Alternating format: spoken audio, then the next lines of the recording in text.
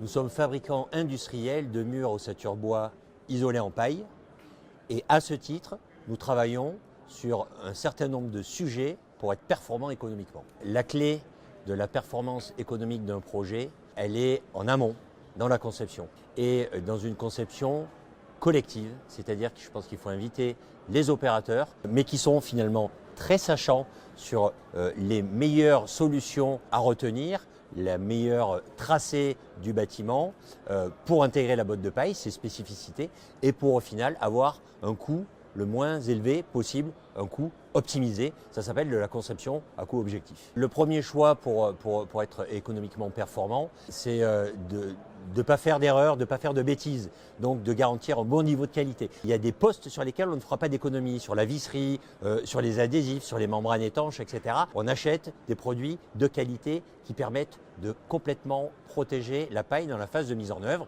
Et s'il pleut, il pleut, ce n'est pas une catastrophe.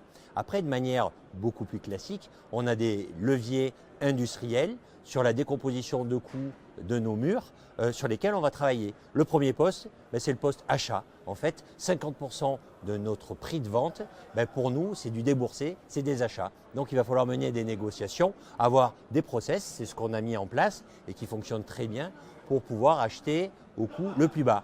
Acheter en France, du bois français et faire un maximum de circuits courts.